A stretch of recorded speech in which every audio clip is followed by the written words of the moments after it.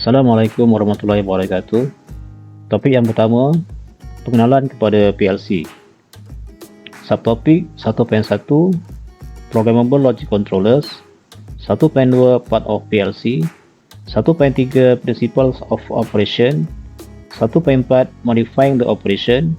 1.5, PLC versus Computers. Dan 1.6, PLC Size and Application. Di akhir pembelajaran, pelajar akan dapat yang pertama, menjelaskan maksud PLC. Yang kedua, mengenal pasti bahagian-bahagian dalam PLC. Yang ketiga, menyenaraikan prinsip operasi PLC. Dan yang keempat, mengira saiz bagi PLC. 1.1, Programmable Logic Controller. PLC merupakan sistem kawalan otomatik dengan himpunan peranti dan peralatan elektronik, elektrik, pneumatik, hidrolik yang digabungkan untuk tujuan memastikan kestabilan, ketepatan dan kelancaran proses atau aktiviti pengeluaran. Perkembangan pesat dalam bidang teknologi bagi kawalan yang lebih kompleks memberi ruang kepada penciptaan sistem kawalan otomatik yang lebih canggih yang dikenali sebagai Programmable Logic Controller, yakni PLC. Kebaikan menggunakan sistem kawalan otomatik adalah seperti berikut. Yang pertama, mempercepatkan proses pengeluaran. Yang kedua, mengurangkan kos dan tenaga kerja. Yang ketiga, memperbaiki kualiti pengeluaran. Dan yang keempat, mengurangkan pembaziran masa. 1.2, bahagian-bahagian dalam PLC. Terdapat CPU, memori, bahagian power supply, 240 volt AC dan 24 volt DC.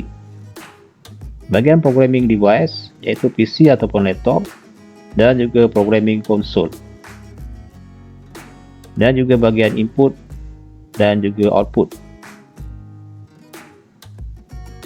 Komponen-komponen utama dari suatu PLC terbahagi kepada 5, iaitu yang pertama, prosesor, yakni CPU. Yang kedua, sistem memori. Yang ketiga, sistem power supply. Yang keempat, unit programmer. Dan yang kelima, unit input-output. Yang pertama, unit CPU, yakni Central Processing Unit, berfungsi sebagai otak bagi sistem. CPU ialah microprocessor yang menerjemahkan signal-signal input dan melaksanakan tindakan-tindakan kawalan sesuai dengan program yang telah tersimpan, lalu mengkomunikasikan keputusan-keputusan yang diambilnya sebagai signal kawalan ke output interface. Yang kedua, unit memori. Memori dalam PLC digunakan untuk menyimpan data dan program. Secara fizik, memori ini berupa chip yang dipasang bateri backup pada PLC. Unit memori terbagi kepada 2, iaitu yang pertama, volatile memory, adalah suatu memori yang apabila sumber tenaganya terputus, maka data yang tersimpan akan hilang. Kerana itu, memori jenis ini bukanlah media penyimpanan tetap, yakni RAM. Yang kedua, non-volatile memory, merupakan memori yang walaupun sumber tenaganya terputus, data yang tersimpan tidak akan hilang, yakni ROM.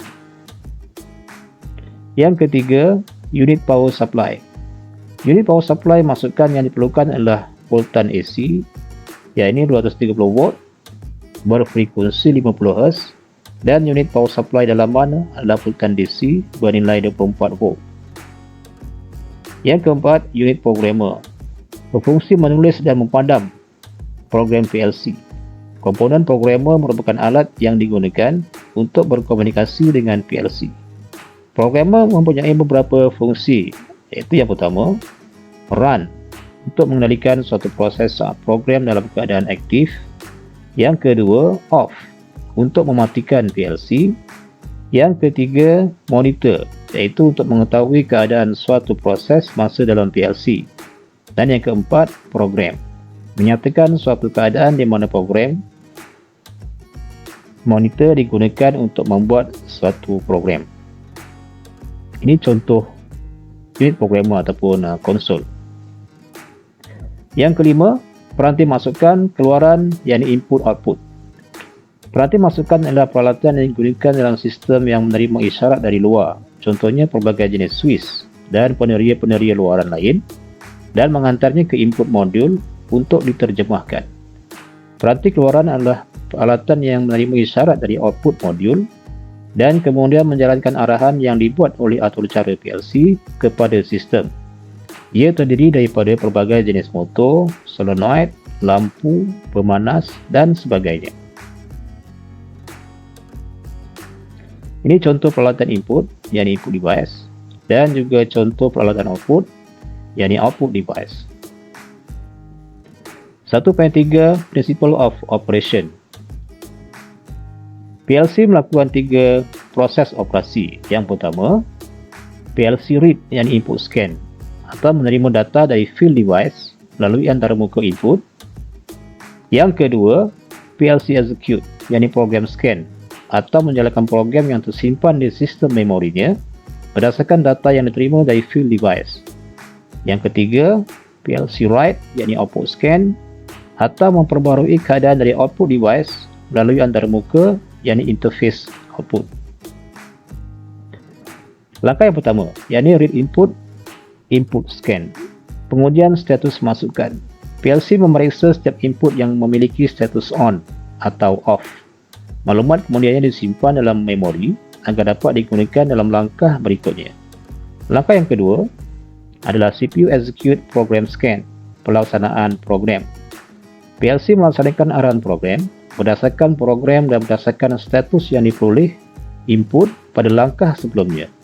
Tindakan yang tepat diambil. Pelaksanaan ini dapat didefinisikan sebagai pengaktifan output tertentu yang disimpan dalam memori yang kemudiannya akan dijalankan dalam langkah berikutnya.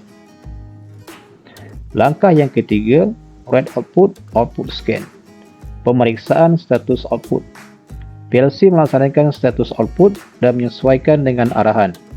Kadar masa ditentukan oleh waktu yang diperlukan untuk melakukan 3 langkah dan kadang-kadang merupakan faktor yang penting dalam membangunkan program.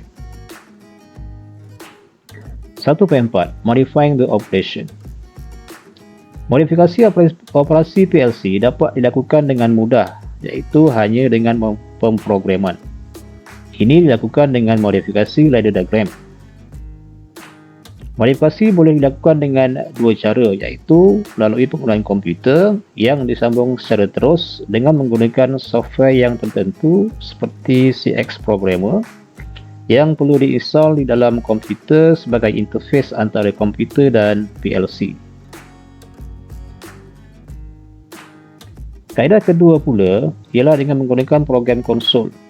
Kaedah ini adalah lebih cepat dan tiada software yang diperlukan.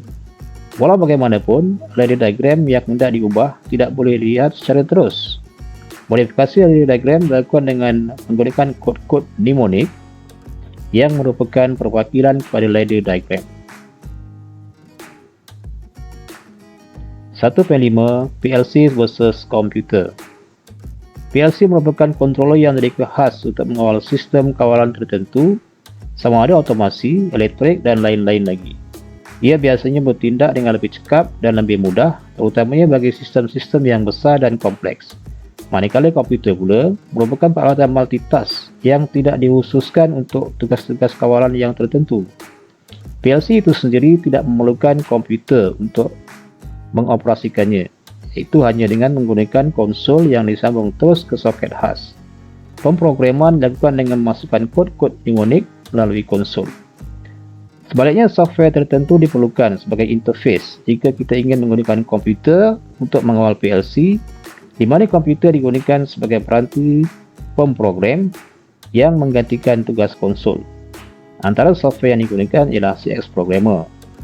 Pemrograman dilakukan dengan membangunkan ladder diagram di dalam software tersebut. 1.6 PLC Size and Application. Size PLC bolehlah dipecahkan kepada 2 kategori, iaitu size physical dan size dari segi capacity. Dari segi fizikal, size PLC dibagikan pada 3 konfigurasi, iaitu micro, mini dan rack. PLC Micro. PLC Micro merupakan fixed configuration di mana jumlah maksimum input output adalah fixed ataupun tetap. Oleh itu, ia lebih sesuai untuk sistem yang agak mudah dan kurang kompleks. Ia merupakan PLC dalam bentuk yang paling asas di mana tiada slot-slot untuk peranti tambahan seperti motor dan lain-lain. Sebagai contoh, PLC Mitsubishi pada rajah A di bawah, ia mempunyai 8 input dan 8 output. Manakala rajah B, ia mempunyai 16 input dan 16 output. PLC Mini dan Rack. PLC Mini dan Rack merupakan PLC di bawah kategori modular, di mana bilangan input dan output boleh ditambah atau dikurang mengikut kesesuaian terdapat slot-slot auxiliary yang boleh ditambah khas untuk peranti tertentu seperti motor DC dan lain-lain. Ini contoh PLC Mini dan ini contoh PLC Rack. Dari segi kapasiti pula, Pengilang membagikan PLC kepada 5 saiz, iaitu yang pertama nano, yang kedua micro, yang ketiga small, yang keempat medium dan yang kelima large. PLC dengan kapasiti yang lebih besar digunakan untuk sistem yang lebih besar dan kompleks. Fix konfigurasi digunakan bagi sistem yang agak fix atau tidak memerlukan penambahan I/O yang banyak. Manakala jenis modular pula, yakni mini dan rack, biasanya digunakan untuk sistem yang lebih fleksibel di mana memerlukan penambahan I/O yang banyak pada masa akan datang. Oleh itu, projection boleh dibuat dengan mudah dengan penambahan I/O dalam slot-slot yang disediakan. Cara mengira saiz PLC, contoh PLC menggunakan 18 input dan 12 output, maka saiz PLC ini adalah 30 I/O. Oleh itu, sekian. Wabillahi taufiq wal hidayah. Wassalamualaikum warahmatullahi wabarakatuh.